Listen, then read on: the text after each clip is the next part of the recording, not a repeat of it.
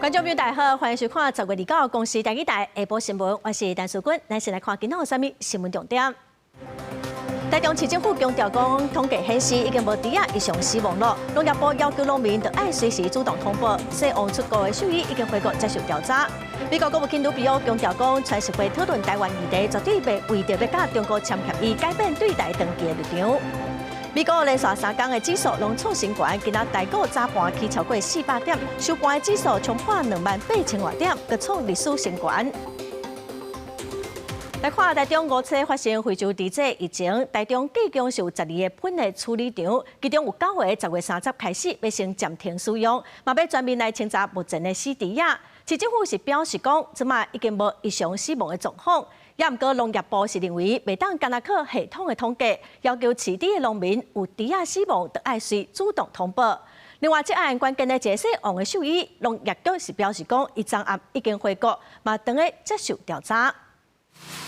防疫人员当咧台中市大安肉品市场做清销，台中市府立刻宣布防疫新措施，包括农业局、民政局特工访视市场，专人军队化制车，卖再次全面清销。我们大安肉品市场在事发的第1天，我们就已经全面在做这件事情了，那并且都有记录在案。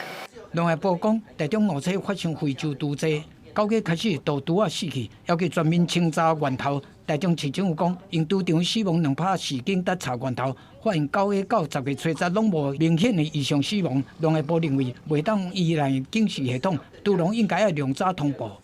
目前为止，我们在回溯的死亡状况呢，都不算是异常的状况，所以没有说一定只能达到多少几%多少只才能送样品，绝对没有这种事。只要你怀疑，只要你觉得要厘清，只要兽医师认为必要，或是你只要觉得说可疑，欢迎都来送。民意代表质疑讲，照环境部的数据，到2017全国菜米粉再利用的饲猪场客家率平均是46%，台中37场却敢若5%，全国上尾第2名。市政府讲，到2月为止已经完成3轮客家率100%，是系统记录有时间差。37座厂只查了2座，只占了全市的5%，全国倒数第2。丢不丢脸？其实优先的配置呢，都是在前线的稽查工作，好，或者是呢我们的清销管理哈，所以在登录呢，很可能是在这个忙于这个防疫工作之后呢，来进行统一的登录。台中市环保局宣布讲，改用掩埋分化发电3个方法来处理菜米粉，30开始停用9大掩埋场，敢若像文山、沙拉、后里会当掩埋。另外，4王的兽医组2月暗时已经返来台湾，即马正咧接受司法的调查。已经掌握王姓兽医师，他已经在昨晚回国啊，那他已经在接受这个司法侦讯当中。台中市农业局表示讲，针对死猪仔数量长期无海的情形，检调已经开始咧侦办，市政府后续会全力配合追查。记者综合报道。为着要阻挡非洲猪瘟，屏东县严格禁止外县市甲喷再到屏东哦。伫万代乡有一个业者，之前就因为超载已经受到限制，袂当搁再喷来倒。也毋过伫昨中昼哦，伊煞硬要再喷来焚化厂，嘛甲环保局的人员发生冲突。环保局去报案，警方到现场查考这台喷车，嘛甲业者2个人移送屏东地检署侦办。伫进行了，检方认为有羁押必要，以涉犯妨碍公务、废弃物清理法定罪，向法院来申请羁押。再来看云林县哦，一日大约是有30栋的喷，因为发现非洲猪瘟的病毒，即马全台湾是禁止用喷来饲猪。云林县的环保局表示讲，会来拜托南亚对肥场增加一条处理喷的生产线来处理这个喷。清洁队员把店面的喷回收了，会先做油水分离，结果把喷送去6间南亚对肥厂处理。不过这群受到非洲猪瘟影响，全台湾禁止用喷饲猪，清洁队喷的量增加真多。我们预估的话哦，已经超过150家。哦，那个量很多啊！我们区划的地点就是在6轻嘛啊，我们进去的话，我们只有一台那个厨余车在转运啊，厨余车在转运的话哈，一天只有1台而已，所以说我们也很担心呐，如果量进来的多，出去的少的话，我们会堆积在我们这边。好买清洁队讲，像好买店，每工喷的量差不多10吨。不过疫情了，真侪店甲清洁队签一般需要飞机杯大程度合约，所以每工的喷量会增加。云林县环保局为了要解决喷的问题，甲大麻对煤厂协调增加气化散线。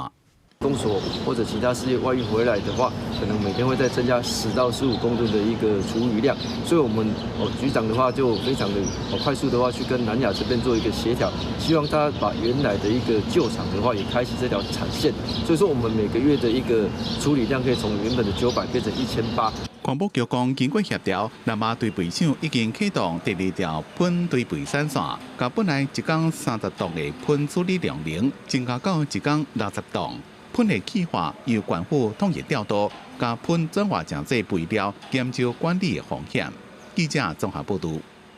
因为国内出现非洲猪这病毒，一个用到猪肉店家拢宣布讲11月7日进前先暂停营业哦。那疫情搁再拖烧，恐惊会愈侪店家就爱个继续休困，无通做生意。业者嘛望讲政府会当赶紧来提出补助的办法，助因渡过难关。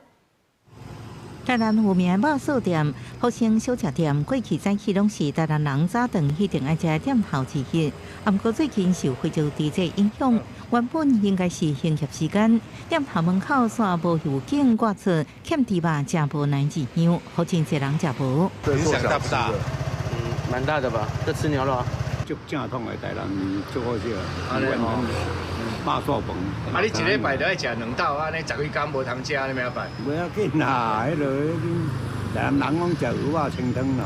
除了肉燥饭以外，用低心蛋粉做主打餐点的阿平地心，也因为原料不够，也大休困的故事，一句台湾加油，也讲出店头的无奈。啊，很多餐厅都没有开了，现在。前面那个猪水已经都没了嘛。会不会很失望啊？有一点，因为不知道什么时候再来。其他的小吃店，亲像沙卡里巴的阿仔点心搭、旧金菇的串咖米糕，虽然还有一点仔库存会应急，不过也强调库存若空啊，也就是休困的开始，因为闭会期间无可能超过防疫的需求。在屏东的有名小吃店，也因为欠猪肉做肉素，猪放假店头也对咧休困。也不知道怎么跟客户解释说要放那么多天，只好就是我就这样幽默的一点的情形去把它表述出来，也可以让顾客可以会心一笑这样而已。虽然是猪肉顿会影响的层面算一直放大，不管是店头也是民众，心内拢是甘来希望疫情会赶紧结束，互美食会等于生活内底。记者综合报道。咱国内即马存无到1成是用喷饲猪，农业部部长陈俊贵是指出讲，上重要的是喷得爱伫90度以上，煮超过1点钟哦。未来敢会个继续来开放用喷饲猪咧，会个甲环境部做伙来检讨。所以目前大家先好好啊防疫。另外，针对边境的防疫，海委会主委关碧玲是指出讲，重点包括小三通的乘客、废物检查、甲猪仔尸体处理。海委会嘛统计107年到114年，有179只海漂猪，其中有20只验出非洲猪这病毒。台中发生第一例非洲猪这案例，针对边境防疫做回，海委会主委关碧玲说明，海巡署的边境管理有2个重点，包括小三通的乘客、废物检验，一个海岸边的猪尸体。统计107到114年有179只海漂猪，其中20件是阳性。每一只猪尸，只要是发现了，我们都把它当作有可能是非洲猪瘟。在这个假设的情况下，全副武装的去处理。这边非洲猪这疫情，也和大家讨论是不是要禁止用喷饲猪。农业部长陈俊贵讲，喷上重要的是爱确实的催煮加监管，一个加环境部做滚动式的检讨。厨艺要不要去养猪？我想我们后续会去检讨。那现在这个时间点，最重要还是在防疫。不过，中央地方的疫调拢发现，猪的死亡数目、感染的第一例出现的时间，这款疑点拢也未查清楚。陈俊贵讲，今仔日的开专家学者会议，查清楚规个过程。岸边查缉这个疑似有走私的船的时候，你们人数是否足够？跟委员报告，确实我们在海上的人力今年的上半年，有一个短期间的落差，已经报到了绝大部分哈，但是还有一个是特考，特考的部分是11月就会过。谁的疏失现在目前比较多？大家都要检讨啦。其实因为刚才那你如果这样讲，你要不要检讨你自己？我也会检讨。目前来讲的话，他们的所有的资料其实是很欠缺的，很不足的。那有很多待厘清事项也没有厘清清楚。环境部统计，全台湾用喷池堵的案件有435件，将规定申报上传喷除罪过程资料的有27件，申报率无到60%。研究要全面加装温度探检一个监视器，取代之卖人工上传相片或者是影片方式。记者综合报道。再来关心最近这几档常常拢有海底通讯的电缆线受到破坏。经济部提出电业法、天然气事业法、甲自来水法等修法的草案，要甲海水电缆线甲送水的管线立法来保护，嘛要先增加处罚，针对雕工破坏海底电缆线等犯罪，会当不收犯罪工具甲准者。画面内底这只宏泰58，经过台南北门区外海5海里的所在路顶，用水的二行来回，甲台配3号海底电缆交断去。今年2月，防疫破坏电缆线的罪起诉，台南地方法院6月判中国籍的船长王玉良3年徒刑。海巡署讲，迄当初发现船顶有多项的资料，嘛甲自动识别系统关起来。他明白标示，他就在海底电缆上面，他竟然下锚，所以他是故意的。海巡署讲，由检察官按个案的事实来认定，照经验甲伦理法则，认定敢是挑工的。不过立委陈定辉讲，无细致或者是挑工的，敢有可能涉及政治意图。照目前的法令真恶判断，无法度对违法的行为快速反应。发现就可以先扣嘛。原则上，如果海象许可跟可以确定目标的话，我们都会把它带案。那现在这个案子的话，带案的话，航港局都同意。立委区议员嘛讲，挑工甲过失安怎区分？认为台湾应该比较美国甲澳洲提悬刑责，嘛考虑成立海底电缆的保护区。美国当然是把刑度提高，澳洲、纽西兰他们也设定了所谓的海缆保护区，欧盟呢也成立了所谓的海缆安全行动机制。故意犯罚金的部分希望可以提高到1亿5千万。那我们现在拟定的草案是1亿元那其他的部分大概这些刑法的这个最高上限大部分的委员跟我们本部提的草案是相近的。针对有22个立委提案，整定故意犯罪、不收犯罪行处部分收益，甲未当不收的时阵的规定，经济部回应考虑迄一个收益数额真恶认定。而且无一定是咱国的民众，这篇有难度。希望委员支持议办的修正案。记者综合报道。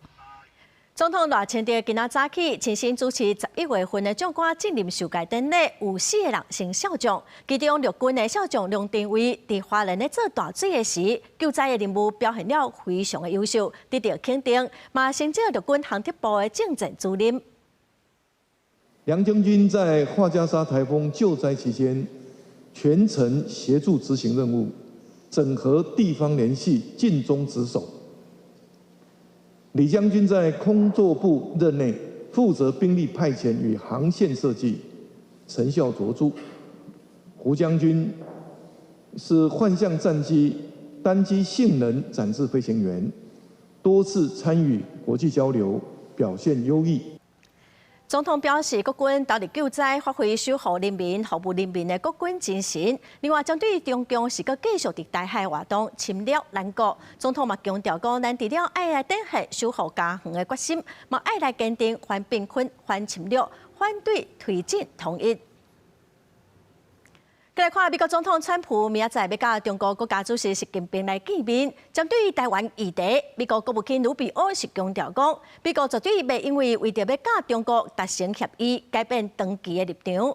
咱国国安局长蔡明安今仔嘛表示讲，那川协会正是来讨论着台湾议题，伊相信川普的团队会甲台湾问题基本的立场提供予川普参考。美中川协会要开始工作分析，相片除了聚焦经贸，研判美中双方咧努力要建立可管理的竞争的关系，当中无排除牵涉台湾议题。大概是采取这种先易后难的方式，在管理相关的争议。那也就是把比较容易管理的议题，像是芬太尼毒品的问题、稀土出口的问题，还有 TikTok 的问题，在这一次的川协会先有一些阶段性的成果，然后涉及到深水区的是在于一些结构性的问题，像是国家安全，看起来也会触及到地缘政治的问题，包括台湾的议题。那美国国务卿卢比奥已经有对外公开说明美方不会以台湾的议题来换取中共在经贸优惠的一个措施。根据国防部统计，为8到19号透早，打到25架强机、5架强舰伫台海周边咧活动。国安局长蔡明安表示，到11月也就是传习会了后，也是强军年度大型演训，咱除了应充分整合对华动员甲海上部署，面对中国威胁，日本首相高市早苗，伫甲川普见面了后，佫展现亲密友台态势。一个稳固的美日安保之下所延伸出来的美日加恩理念相近国家的合作机制，那这样的合作机制有可能反映的是包括在供应链的安全，包括在应处区域的这些比较灰带的骚扰或中共的一个军事动态。我们跟日方有没有办法做一个就是战略讯息的交流交换，能够大家相互支持，稳定这个区域安全。都是区域里面的理念相近的国家，那当然政府之间有各种的管道在进行沟通跟联系。高市上针了第一摆一笔峰会会中双方重申维护台海和平稳定的重要性。除了咱外交部感谢两国政府用具体行动支持台海安全，国安局认为透过彼此安保进一步强化对区域稳定，也是正面的助力。记者综合报道。美国总统川普今仔飞到韩国参加 APEC 会议，伊先去企业高峰论坛来发表演说。庆祝的慰安嘛升级，一透早就发布公共安全警示的警示，附近拢有严格交通管制。这届咱台湾的代表团是有3个企业代表来参加这场论坛。咱国的国际贸易署嘛强调讲，这届的 APEC 会来强调咱台湾半导体优势，望讲互咱的资讯科技产业会当愈发展。出入口拢有栅栏，军警、消防3方驻守，要入境园区爱一直检验。落尾有真侪环境伫咧遵守。美国总统川普离岛到南韩参加 APEC 活动，周边的维安也升级。2025年韩国 APEC 号称史上最严格维安。29日，美国总统川普就在我身旁的庆州艺术殿堂发表企业高峰论坛演说，一大早门口也架起安检，另外也严格验证身份。台湾参加 APEC 今年是第30年，总共有超过500万人次的官员参加。今年咱方也积极参加撰稿会议，应该有5项文件发现让被加入，维护台湾伫 APEC 的参与空间。那么台湾怎么样在APEC 里面展现它的这个影响力呢？其中有一个 pillar 就是所谓的人工智慧。那台湾呢，因为我们在半导体的发展，在 AI 的运用方面，其实都有相当的优势，所以我们在 WTO 的切入点 ，AI 就是变成一个非常重要的一个切入点。台湾代表参加 APEC， 除了积极参加活动提出倡议，也有3位企业领袖参加，包括宏基电脑董事长陈俊成、台湾道家大总经理林志贤，加广达电脑的技术长张家恩，希望发挥产业的优势，提升 ICT 产业的整体发展。我想 AI 都是这2年最重要的议题。那今天其实早上我们也在谈这个 AI 方面的合作。那其实今天在会场跟大家交流的时候，也是会期望听听大家对于AI 的进展的一些观点跟想法。另外，大家也关心台湾是不是政府甲川普见面推展关系谈判的进度。台湾代表团是讲，这摆的谈判注重2个方向，一个是台美关系谈判争取20%以下，税率卖添加。一个台湾伫咧半导体或者是相关产业的合作，希望用台湾模式来进行。不过，川普伫咧韩国的行程正赶，若要见面，可能要各种条件配合，咱会尽全力争取各种的可能性。记者综合报道。来看美国连续3天的指数创新高，佮加上辉达宣布新的计划鼓励哦。今仔台股早盘上侪是起超过400点，指数上悬是起到28386点，佮创历史新高。辉达执行长黄玲芬伫辉达 GTC 技术大会宣布真侪项新的计划来回应外界认为人工智慧的科技已经在落行咯。伊嘛阁宣布上新设计的晶片会当来创造5000个美金的收入。嘛专工感谢台积电、鸿海佮日月光等供应链哦。今仔早起台积电上悬是起到1515块，鸿海、日月光嘛拢起超过4%。有分析师是指出讲，除了 AI 相关的产业有真好的表现，这礼拜联准会会阁宣布可能会降利息哦，所以伫短期内咱台股嘛有可能会阁继续起。该看最近北部小连续落大水后，昨暗伫台北市南港区古庄街有土石放起，有一张8吨的老树嘛放起，去缀着附近的铁厝哦。加在是无人受伤，目前嘛搁会抢修。工程单位甲人载去树仔顶，要赶紧甲树仔锯较底咧。路惊土巴松软，树仔徛袂在，向转载落来。画面内底边坡放起，土石规拼落来。有一张100年的老树转底咧倒去，去缀着下底铁厝。都死了有2次了啦，像阿等，对，迄石头无放呢。连续几个工落大雨，台北市南港的古庄街，28暗10点外，土石向放落来。毋若树仔倒去，顶悬的壁嘛底咧放落，去讲着铁厝，而且这间铁厝对外唯一的车路嘛，因为安尼抓袂通。滑下来的土方啊，那个有影响到下面一条小型的排水沟。那我们会先把那个排水沟清通，然后再把剩余的土石把它外运出去，然后今天应该可以把所有的土方运去掉。毋若南港落大雨，树林甲北投的雨嘛真惊人。专家分析，伫2个所在观测1个月累积的雨量，估是10月台北市落雨的时间都有半个月以上，累积超过2000毫米。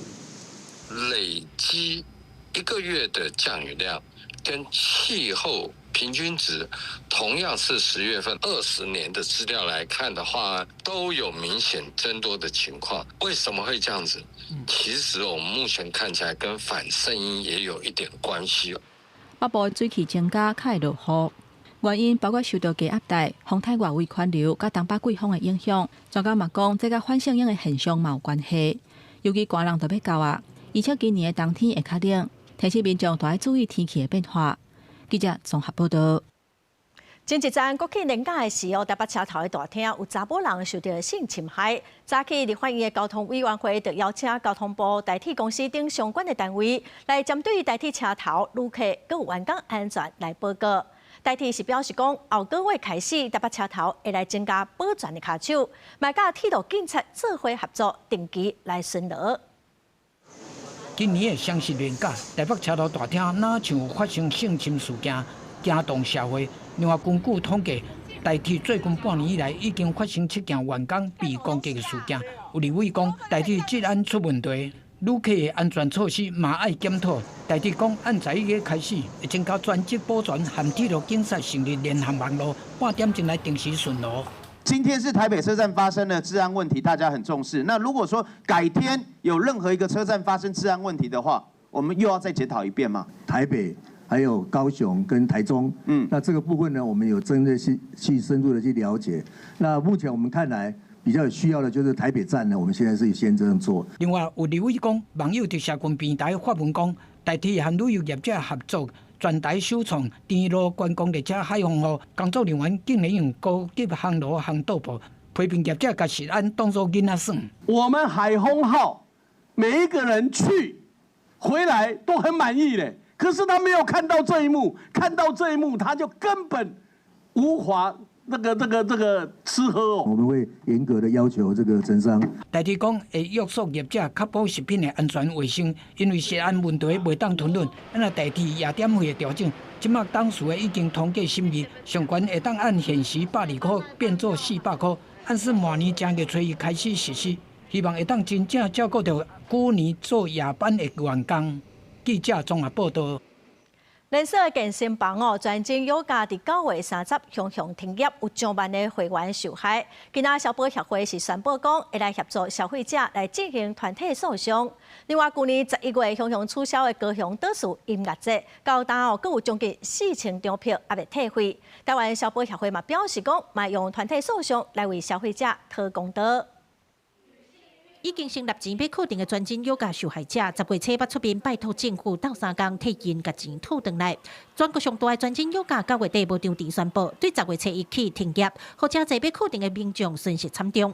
民众讲，有人是买近2年的确定，即卖业者向停业，民众损失上少有5-6万，有人是10多万拢提不回来。处理这个争议款啊，有的又好像不清楚这件事情，然后就是推来推去，那有些就很积极的处理，就是有点让我们有点疑惑，就是到底这件事情有没有统一的窗口，或是他们到底知不知道这件事情可以处理？我们会期还有2年，教听课还剩下19堂课没有执行，却在9月底的时候才知道，我们没有办法再进去馆内实使用器材。因为业者退钱的机制乱糟糟，民众造成几落个自救柜，人数拢是几落千人。民众讲，因这个自救柜有1200人，希望透过团体诉讼讨公道。接受行政院委托的台湾消费者保护协会表示，虽望业者有2亿外银行信托，会当给消费者请求赔偿，不过受害者预估有4万多人，这个金额完全无够赔。透过团体诉讼，因毋望替受害者讨回损失。本身打这个团体诉讼是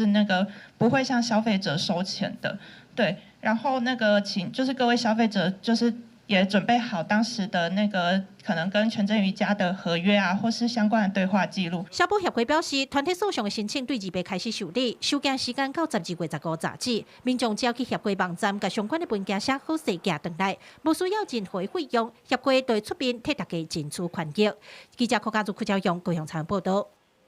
咱台湾即摆已经是超高龄的社会哦，个人平均的岁数是超过80岁，也毋过真侪人拢有慢性病、失智症，其中失智症哦，嘛是咱台湾女性死因的第8名。有统计嘛，迄是讲最近5档哦，会受超过100岁的人数是增加4成外。也毋过伫个过往之前平均的7档哦，身体拢无介健康。总统赖清德是提出健康台湾的愿景，有民间团体嘛甲医生合作翕影片，要来提升咱个人健康的概念，咱做伙来看卖。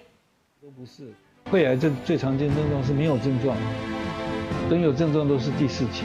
拍影片请医生来宣导健康的知识，这是民间基金会创办的公益健康平台8大意見堂，希望互民众了解正确的观念。台湾是高龄化社会，根据卫福部的统计，这5年来寿命超过100岁的人数成长42%，也毋过民众伫临终进前平均有7年是无健康的。总统赖清德表示，政府有启动健康台湾深耕计划，5年489億的預算，希望用伫都市偏鄉和各地診所等等，全面強化疾病防治和治療的品質。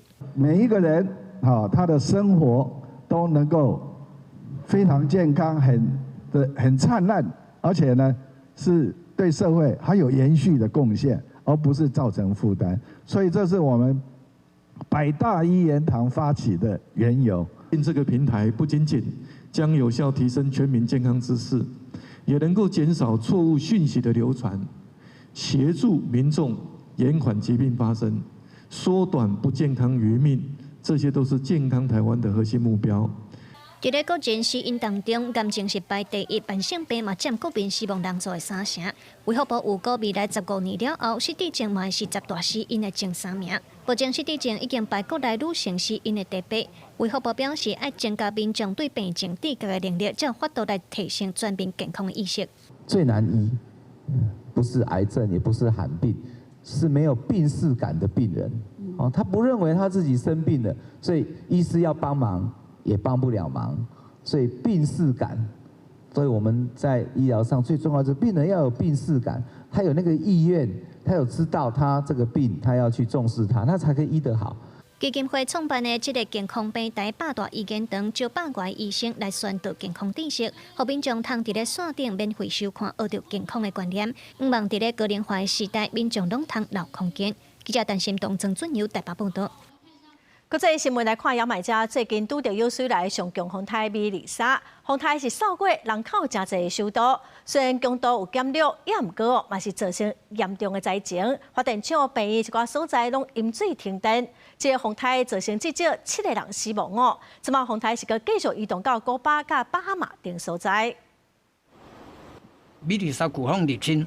明德高灣沿海風頭好大，部分主題區的林前排水管已經有大風吹到電動海。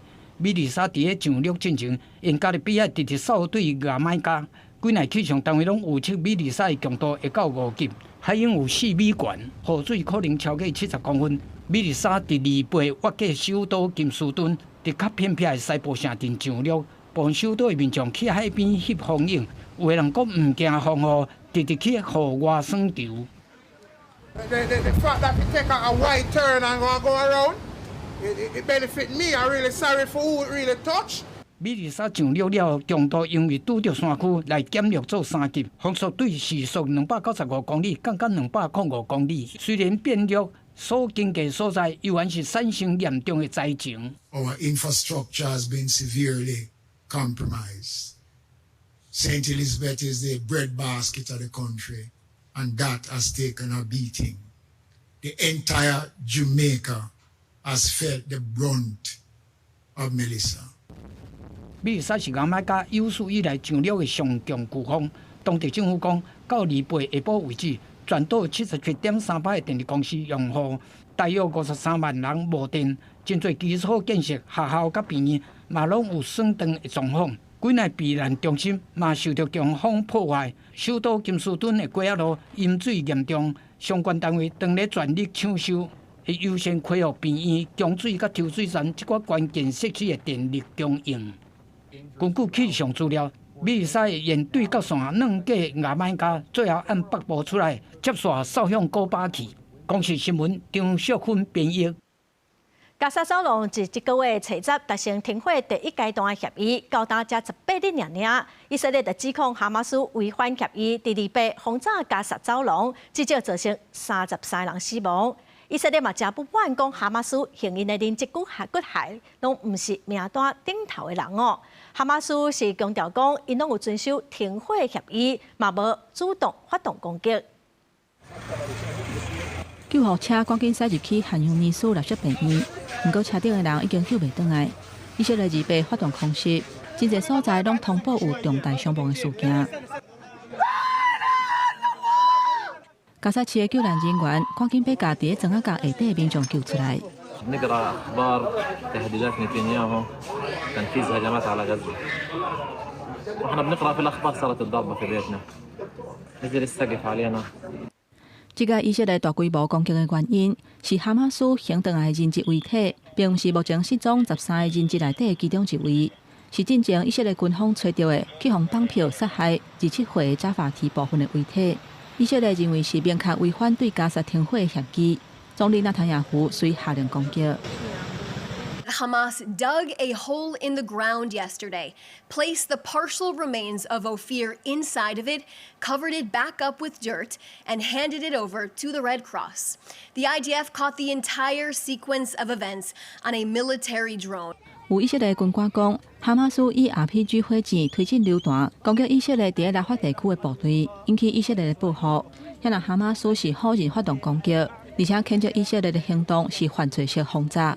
嘛讲因也是遵守停火协议，不过嘛因为以色列违规的行为，原底2波要交另外一个人质的遗体，决定的延后。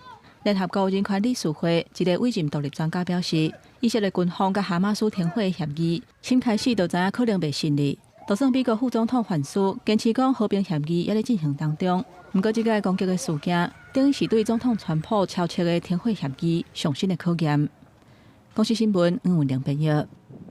再来看巴西旅游警方伫昨进行上大规模扫毒帮派的行动哦，一口气就出动2500个警察来执行250案件，也毋过嘛发生真严重的冲突，包括4个警察在内，计共嘛造成64个人死亡。警匪发生冲突，伫大路巷仔一直听到枪声，真侪警察进入里约北部贫民区阿莱芒加佩尼亚，有装甲车、直升机、12台铁路动的器材车。Tá tenso, tá muito tenso. Eu nunca passei assim por isso. Eu sou carioca, nascida e criada aqui no Rio.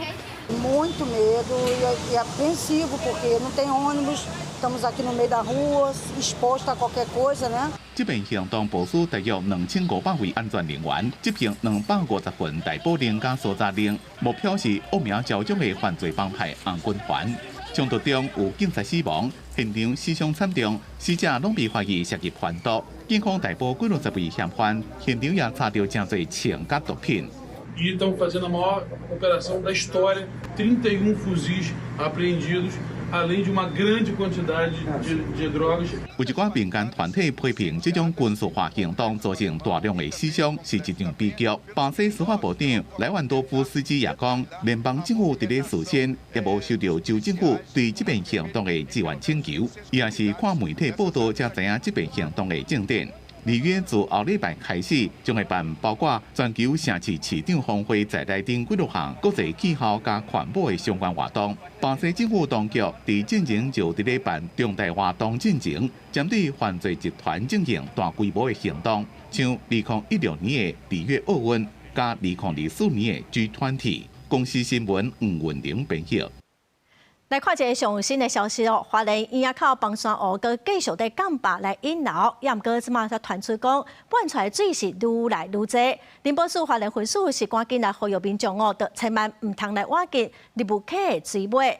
咱对画面中会当看到堰仔口崩山湖，即马满出来水哦是酷酷流，入不起的水尾嘛可能会发生串流。林保署是呼吁民众哦，得千万毋通挖进。下晡上新的消息咯，是即个崩山湖的坝体，即马全部拢互冲了咯。好佳在入不起水尾的人员甲一寡设施哦，拢无受到损害。来看日本脑炎哦，一般拢是伫6月到7月时行，也毋过嘉义市这2天才出现今年头一个日本脑炎本土的确诊病例。这案例最近是无出国，嘛毋捌出入高风险的所在。卫生局表示讲会来加强环境的变扫，嘛爱民众哦尽量等歹去互网啊定着，嘛爱确定讲厝内的幼囡仔拢有注日本脑炎的疫苗咯。大人哦，若捌出入高风险的所在，嘛当赶紧去注疫苗。卫生局人员沿路对较会生蠓虫的所在做检查，若有看到积水的所在，拢会先来清除，嘛会通知民众爱来注意。因为嘉义市出现今年头一个本土日本脑炎的病例，卫生局联名加强对环境的检查。像那个盆栽的底盆啊，也许想说，我把它放着以后，它会有水，比较不会容易干掉。结果它1天2天这样浇以后，它积水容器里面就滋生了，它也不清楚。觉得虽然小小的，只要0.2公分的东西，它就会长决了。所以我们民众要注意一下。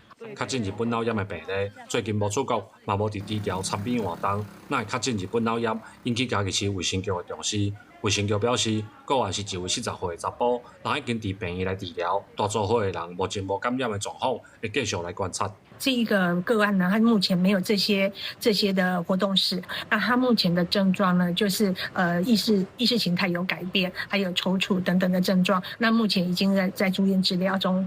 日本脑炎主要流行的时间是伫6月到7月，会伫10月佫出现病例。卫生局表示，原因佫需要调查。今年全国计共有21个日本脑炎的确诊病例，拢是本土案例。呼吁有需要出入低调，也是参与这种高风险环境的民众，拢会当来注疫苗。记者林慧婷嘉义报道。台南桂林的高铁特定区哦，最近这几档大楼是起真济，也毋过哦，最近有民众反映讲，暗时拢会闻到鸡屎、猪屎味。佮讲哦，这问题已经拖真久咯。环保局是强调讲，会来加强巡查，嘛来出动无人机来调查污染的来源。台南桂林高铁特定区近年来起袂少大楼，毋过真侪在地客家反映，常在暗时拢出现鸡屎掺猪屎味，互人评价强要冰白。有人嘛故不离将甲窗门关起来，甚至连衫嘛毋敢摕去外口披。武当沙轮掺大潭里，拢总买外1万人，拢反映受影响。这款状况在地讲真久拢无改善，嘛引起民众怀疑，敢有业者偷排行为，毋望政府查好清楚。就是不时会闻到那种畜牧场的排泄物不好的气味。地方的发展这的臭味来影响居民的生活品质是毋是讲请咱政府、咱相关单位来协助解决这个问题。经过了解，高铁特定区周边有8个畜牧场，大部分已经店家20-30档，后来才发展起来，陆陆续续人来遮徛。地书即阵有寡反映的声音，在地议员是讲，这影响居民的健康，恐惊嘛影响高科技产业发展。因建议政府比较空气品质机制，互业者提早公告时段，嘛通考虑甲牧场刷离开，保障合法业者权益。透过以地换地，也是补偿方式来协调。我也尽量会当放，我就放啦。鸡屎都阮每一批出去，阮就3天5天，我就拢规个拢处理掉，包括拢摘处理的。有味就是干那咧放迄天第一天啊。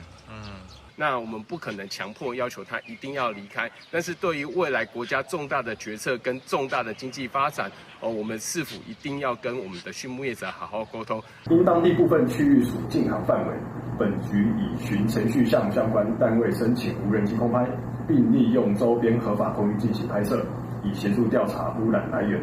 那环保局指出，去年到今，伫桂林区已经有执行13届畜牧怪味的采样，嘛有发一件。因讲后续会持续加强稽查，参与的业者改善污染的行为。记者从台南采访报道。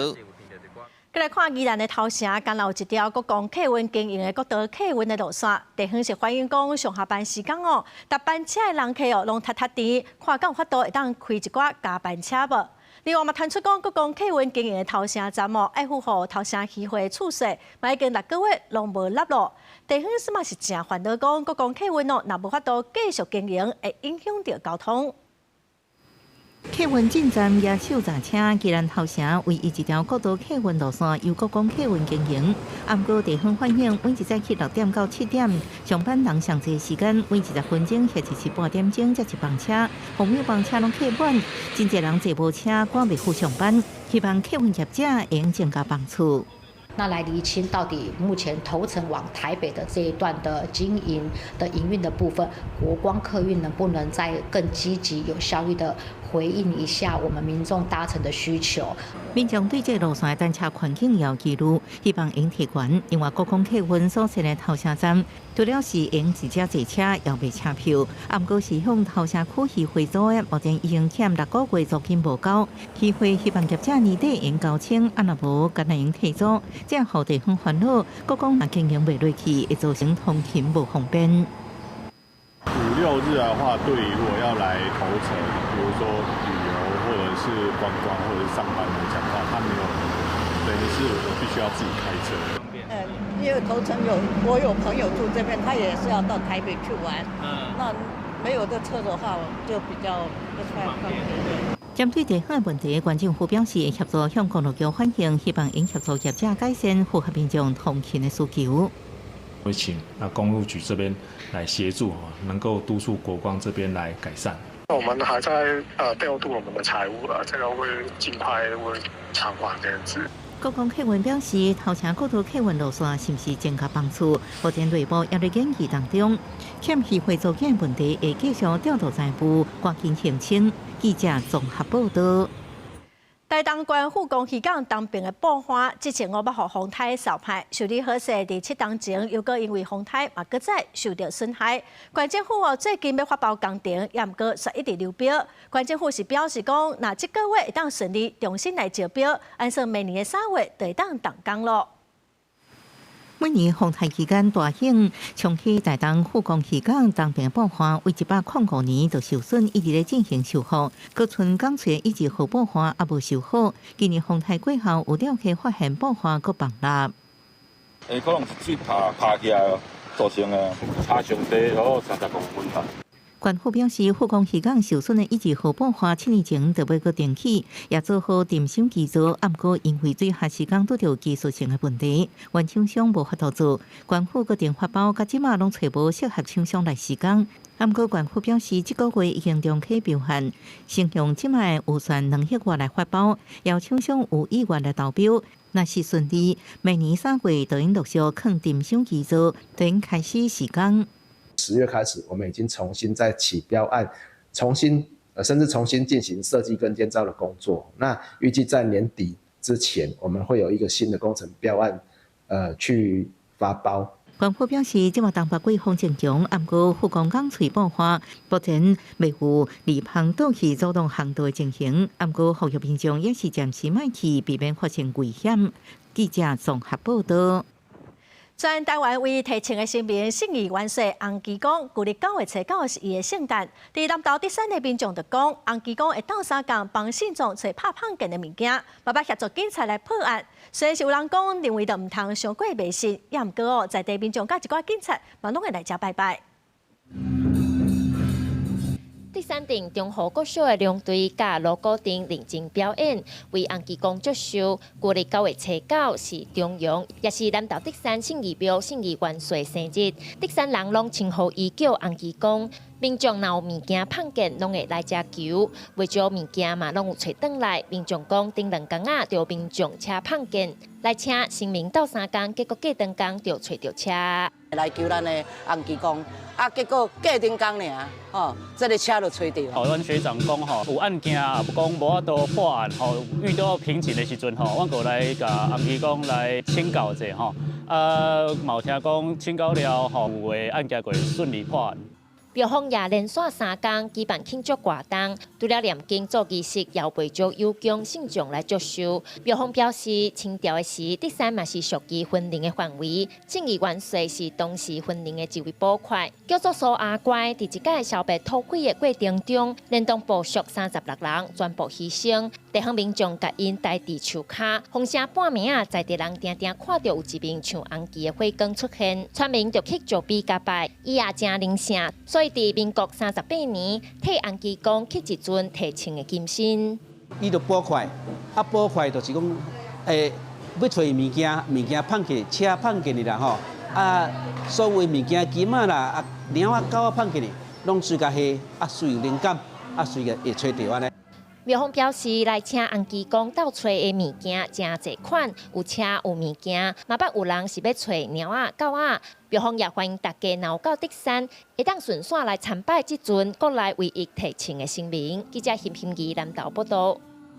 再来关心流感疫情已经连续3礼拜有下长好，不过最近天气是愈来愈寒，疾管署嘛提醒讲，煞来12月份有可能会搁开始施行，甚至会愈严重，所以提醒50岁到64岁民众，11月初1搁开放会当来做第2阶段的公费流感疫苗，会当赶紧去做。隔当8个月，这波流感就可能脱离流行期。疾管署公布，顶礼拜国内类流感门诊急诊人数大约是11万人次，已经连续3礼拜下降，预估11月中脱离流行期。但是12月下旬会有一波新的流感流行期出现，而且可能会比这届更加严重。预估这一波秋季流感11月中旬退烧之后，可能在12月中下旬又会再起，所以在春节前后还是会有一波冬季流感，还是请民众要把握机会来先打好疫苗。根据疾管署的统计，虽然为着流感的人数减少，但是顶礼拜也是有增加38例流感并发重症，甲13例死亡个案，拢是以 H1N1 和 H3N2 为主。其中上细汉的个案，敢若9岁，无特殊的病史，发病到往生无到1个月的时间。比较年轻的是这个9岁大的，在中部的男童出现了活动力下降、语言不清的情形。那医师是研判说，他可能是这个流感重症有并发的急性坏死性脑病变。治疗之后，他的症状还是没有改善哦，他是在这个10月下旬还是不幸的过世。疾管署表示，目前公费流感预防社已经有396万人次完成注射，是去年同期的1.2倍。11月初1会开放第2阶段，提起50岁到64岁无高风险慢性病的成人会当准备去做啊。疾管署也表示，因为今年公费疫苗真侪人来做，所以暂时未开放全民会当做。若是无符合公费的对象，建议会当自费注射，提早互家己有保护力。记者陈雪林秀凯台北报道。全世界有超过90成的晶片是咱台湾制造的。外交部处长吴志忠伫接受台语台专访的时讲到讲，中国想要侵略咱台湾背后，佫有一个目的，就是想要取得咱半导体技术。吴志忠嘛表示讲，咱着爱保护咱的半导体产业，这嘛是保护咱台湾上好的方式。伫咧国际政治上，捷克是台湾的民主友伴，两国在民间嘛有真多元的艺文交流。对欧洲政治研究的外交部政务处长吴志忠接受台语台专访的时，伊指出，二次世界大战以前的捷克是军事工业排名世界第5的强国，后来去互德国占领，大大增加德国的战力。吴志忠认为，中国侵略台湾的野心背后，嘛真少想台湾的半导体技术。咱台湾即摆经济嘛足强，工业能力足强诶，咱佫有迄半导体世界第1诶，所以我拢看到这点吼，所以就是讲袂使互中国吼安尼揢着台湾，尤其揢着台湾的咱的工业能力，咱的半导体制造的能力。对战略位置来讲，台湾和日本、甲菲律宾等等，拢伫第1岛链，是国际防堵中国扩张的第1防线。吴志忠指出，半导体产业链是国际性的生态，在制造方面，精密晶片90成以上是台湾做的。伊认为，咱要保护家己的产业，和台湾和世界利益结合做伙，这也是保护台湾上好的方式。即摆来比中国一步，就是讲，咱就比中国一个武器咱就做惨的。吼，即摆咱若比世界利益，世界就来遮保护。所以讲，咱即摆即个含世界利益合作伙，即个概念、即个政策、即个外交政策是最重要的。郭志忠表示，台湾毋但半导体厉害，以台湾的 GDP 来讲，咱是世界第20强的经济强国。台湾股市佫超过欧洲第2强的德国。郭志忠强调，台湾毋捌遮强过，但是亚洲世界的民主典范应当爱有自信，嘛着继续和世界民主友伴徛斗阵，互台湾的未来愈行愈在。记者综合报道。下晡的天气，咱来看各县市详细资料。北部地区上低22度，上悬26度。中部地区上低24度，上悬31度。南部地区上低27度，上悬32度。东部地区上低21度，上悬29度。外岛地区上低22度，上悬26度。再来看未来3天的天气。